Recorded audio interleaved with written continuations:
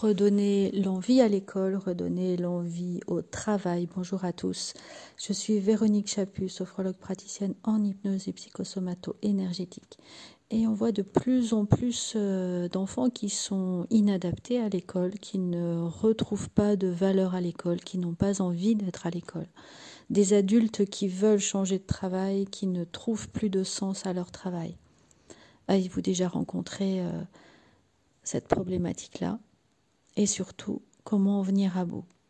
Est-ce vraiment à l'école de changer? Est-ce vraiment au travail de changer? Ou mettons-nous des attentes dans ces lieux qui n'ont pas lieu d'être? Pour ma part, je pense vraiment que la solution, elle est à l'intérieur de chacun de nous. Se reposer très clairement à la question, à quoi sert l'école? Est-ce que c'est un lieu d'épanouissement ou est-ce un lieu d'instruction, d'éducation? Et comment mettons en place l'éducation? Comment mettons en place ce cadre dans lequel on peut grandir tout en étant à sa place?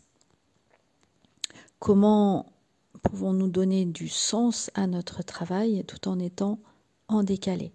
Et attend-on simplement que la société change ou nous, est-ce que l'on va pouvoir mettre ce changement intérieur? Et à force de vouloir faire de l'école, à force de vouloir faire du travail un lieu de bien-être, on met des attentes qui n'ont pas lieu d'être.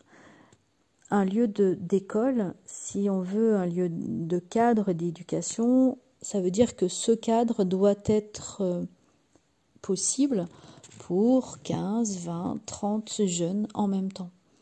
Et tous sont différents. Donc ça veut dire que chaque jeune, pour un même cadre, chaque jeune peut faire un pas de côté pour pouvoir aller rejoindre son voisin.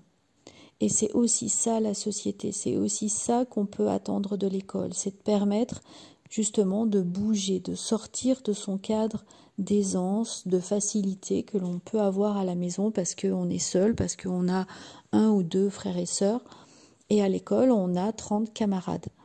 Et c'est aussi aux jeunes de pouvoir apprendre à bouger, de pouvoir faire ce pas de côté pour rencontrer la personne qui est à côté, lui donner aussi, l'accompagner, lui donner envie d'apprendre, lui donner envie d'évoluer, lui montrer qu'il a des possibilités.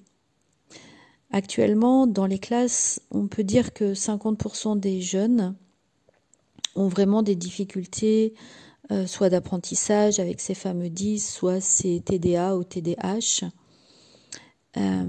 Et on trouve de multiples façons pour leur coller cette étiquette. Par exemple, on va dire que l'enfant a des troubles de l'attention et donc il ne peut pas mémoriser parce qu'il a des troubles de l'attention. Et pourtant, ce même enfant va passer des heures devant un jeu vidéo, devant un film, va passer des heures à faire quelque chose qu'il aime, à apprendre des chansons. Vous seriez surpris de voir toutes les chansons, tous les rythmes que vos enfants ont mémorisés.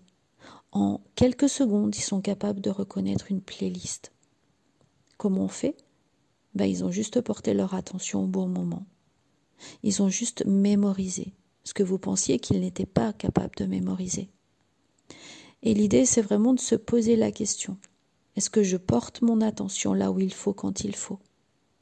Et c'est là-dessus qu'il faut pouvoir aider le jeune, aider l'adulte à retrouver. Est-ce que tu attends de ton patron qu'il soit ton meilleur ami?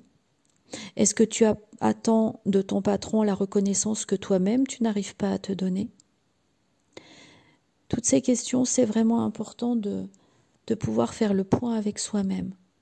Parce que la réponse, elle est là. À partir du moment où vous allez vous rendre compte que votre patron, il est là pour mener une entreprise. Et peut-être faut-il changer d'entreprise. Mais à un moment donné, il y a un contrat. Un contrat moral, l'enfant, l'enseignant, les parents, l'enseignant, ou un contrat de travail avec le patron et l'employé. Et l'idée, c'est si je suis au service de quelqu'un, alors j'ai pas à prendre mes propres décisions, j'ai pas à dire ce qu'il devrait faire, mais j'ai à pouvoir mettre en œuvre toutes mes connaissances, toutes mes capacités pour pouvoir enrichir l'entreprise dans laquelle je travaille, pour pouvoir valoriser au mieux ce que je suis en train de faire, pour pouvoir, moi, être fière de ce que j'ai entrepris, pour pouvoir, à partir d'une tâche qui est peut-être peu valorisée, en faire quelque chose de grandiose. Et à partir de là, tout ce que vous allez faire va prendre de la valeur. Et vous allez prendre de la valeur. Il en est de même pour les jeunes à l'école. À partir du moment où on va donner de la valeur à ce qu'on fait. J'ai réussi à faire moins de fautes. J'ai réussi à faire un exercice. J'ai réussi à avoir une meilleure note. J'ai réussi à comprendre plus rapidement un problème. J'ai réussi à écrire une page tout seul. J'ai réussi à faire une carte mentale. J'ai réussi à restituer un paragraphe. À partir de là, on va commencer à donner du sens, à trouver du sens, à avancer pas à pas. Et comme un escalier qu'on monte, on va gravir les marches, on va progresser, on va acquérir de plus en plus de compétences, ce qui va permettre de donner de la confiance. Moi, je suis profondément attristée par ces enfants qui, arrivés au collège, n'ont plus aucune envie, vont en classe sans crayon, sans feuille, et juste en disant « j'ai des troubles ». Mais parce qu'ils viennent sans feuille, parce qu'ils viennent sans crayon, ils ont des troubles. Ils n'ont pas de troubles, ils n'ont pas de problématiques particulières. Ils ont peut-être un petit peu plus de difficultés à capter leur attention, à la fixer. Ils ont peut-être un petit peu plus de difficultés à trouver du sens. Mais c'est dans les familles, c'est entre eux, c'est à l'intérieur d'eux qu'ils vont pouvoir faire germer cette graine de l'apprentissage, de pouvoir passer d'une condition à une autre. Et c'est dans ce sens qu'il faut œuvrer chaque jour, à chaque moment. J'espère en tout cas que ce podcast vous aura aidé, vous permettra de pouvoir avancer, vous poser les bonnes questions, de retrouver le chemin, de donner du sens à votre vie. Merci de pouvoir partager, diffuser, vous abonner à ma chaîne, de façon à valoriser aussi le travail que je mets en place à chaque vidéo. Passez une belle journée.